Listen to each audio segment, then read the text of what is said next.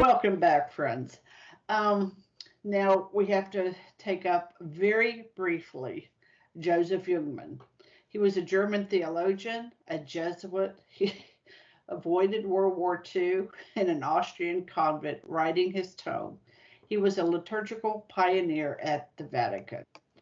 I came to his work without prior exposure, and I had a very open mind. I really did. I mean, I didn't have anything predetermined about him. I have to say, I found him to be a real disappointment in terms of scholarship. I anticipated after his buildup of the Hippolytus letters and the apostolic traditions, and you'll note that they were not part of our sources, mostly because Fortescue and Mager doesn't use them. And then Dix himself doesn't use them as well. Of course, the Catechism will cite them. So, and I know I have some scholarly friends, they will cite them too. But I said, well, so you can have your own opinion about that. And I said, since it seemed a little wobbly, I only went with the things I could be sure about. But anyway, Jungmann makes a real build up. He likes them. And then he doesn't ever really give a summary of them. So I found that was kind of very disappointing. Then I found the text is heavy with, so this is part of reading it hindsight. So maybe we can give him a little leeway in this way. But it is heavy with the era pre-Vatican II hope, without the disastrous realities of its failures. The failures that are substantiated by Dix's thesis, which when there's liturgical chaos, you're going to see societal fallout. Jungmann will dismiss the Apostles' Creed's formulation, which for me I found arrogant and unsubstantiated.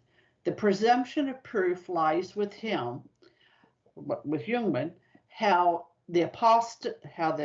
the apostolic age through the Middle Ages up until, the recent historical criticism, as Father brought it out, how they all got it wrong. I mean, the burden of proof lies with the giants of Augustine, Athanasius, and Aquinas, to name a very, very few. How did they get it all wrong? And Jungmann and his group has found the accuracy. So I found this article. Which article? Okay, it's down. It's a source.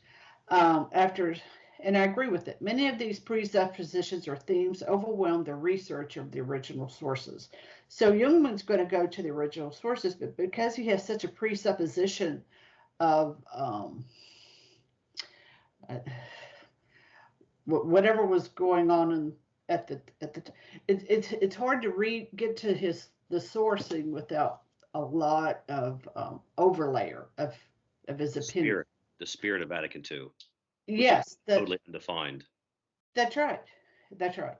So if you want to read Jungmann, I tried the slim volume, but mostly just go to Dix, because Jungmann quotes Dix at length in this slim place. So maybe just go and read the one he's quoting. So Jungmann summarizing Gregory Dix. And I think this is actually a wonderful Lenten meditation. Gregory Dix, the Anglican monk, in his book, The Shape of the Liturgy, pages 141 to 155, especially 151, has a fine chapter on the pre-Nicene background of the liturgy, which is what we're all discussing right now. In this work, he shows definitively with what firmness the early Christians held to their common worship, and this in spite of persecution. It was precisely their attendance at worship which constituted their great crime in the eyes of the pagan state. Anyone and everyone could believe what he pleased, but that the Christians should shun official state worship in favor of their own cult, that was the reason for the persecution. This hostile attitude towards special Christian gatherings was aggravated by the numerous and widespread calumnies which these gatherings became the object. So these would be some of the rumors and scandals told about Christians. They held forbidden and secret meetings where they had meals at which human flesh was eaten and infants' blood was drunk. Nevertheless, the Christians held fast to their assemblies, even though they could have prayed at home, and even though they received the Eucharist in their own dwellings. Every Sunday, they went to celebrate the Eucharist in common, though this endangered their lives.